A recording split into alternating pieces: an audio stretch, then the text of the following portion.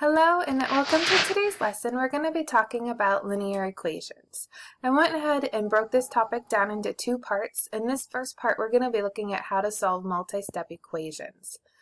So make sure that when you are going through this lesson that you copy down those steps so that you have those to refer back to when you are trying these problems on your own, and so that when you get stuck when you're solving an equation, you can look back and say, oh, this is the step I need to look for next. And if I ever go too fast while you're taking those notes, just pause and rewind so you can get caught back. You can even pause at the beginning of the question also. Try to see which answer you think is correct. Show all of your work if need be, and then watch the video to check yourself. And that way, if you showed all your work, you're able to see where it is that you made a mistake, if you did. And that way you know which areas you need to work on specifically.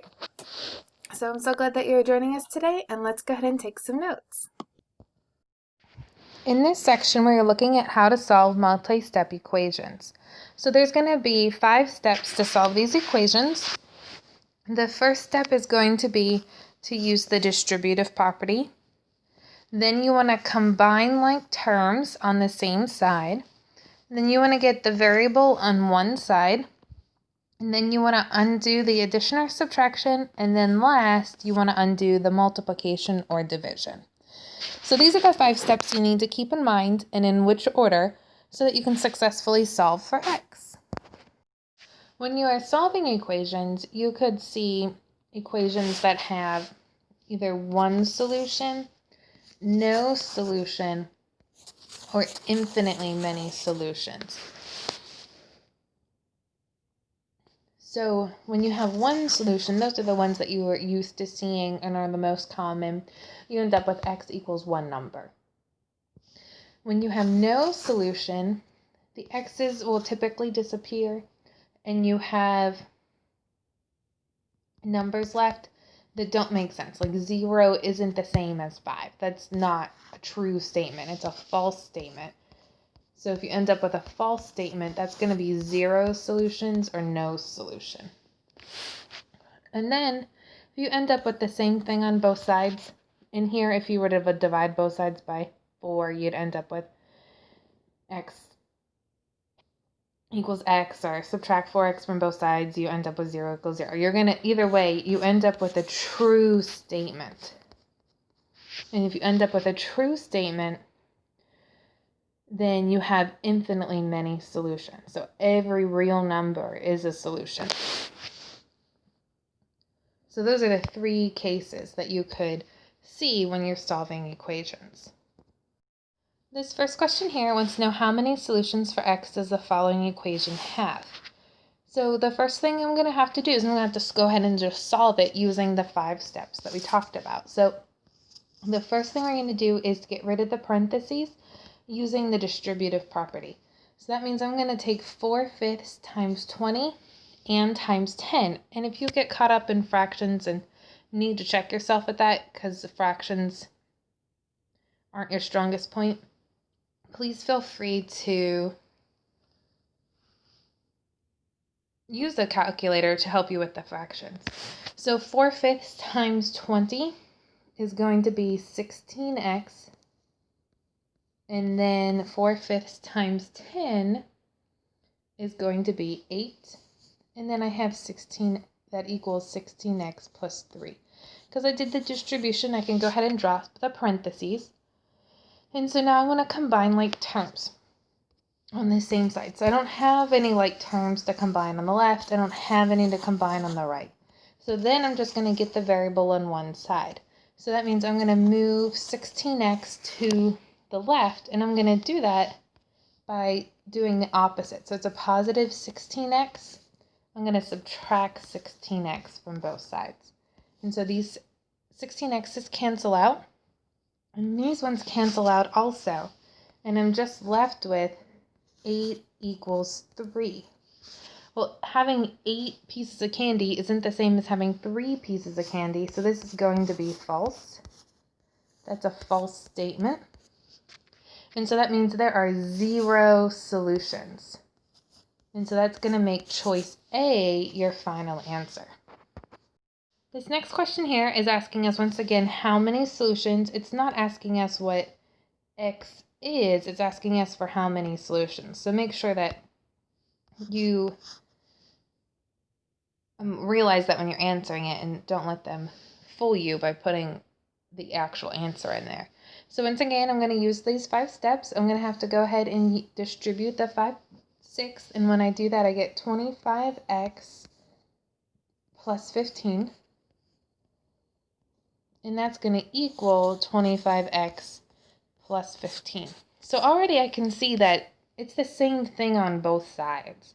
So this is leading me to believe that this might be a case where I end up with a true statement. But I'm going to go ahead and keep going.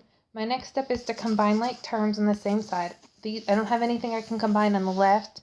I don't have anything I can combine on the right. So I'm going to work on getting the variable on one side. So I'm going to draw my line just so I can keep straight. I'm going to bring this 25x over. It's changing sides, so I need to change the sign. So I'm going to subtract 25x from both sides. And that leads out to both of these canceling out to 0. And I'm just left with 15 equals 15. Well, I no longer have a variable, but I do this time have a true statement. And since it's a true statement, that means I'm going to have an infinite number of solutions. So every real number is a solution. And so that means B is going to be my final answer. This next question says, which of the following best describes the solution to the equation below?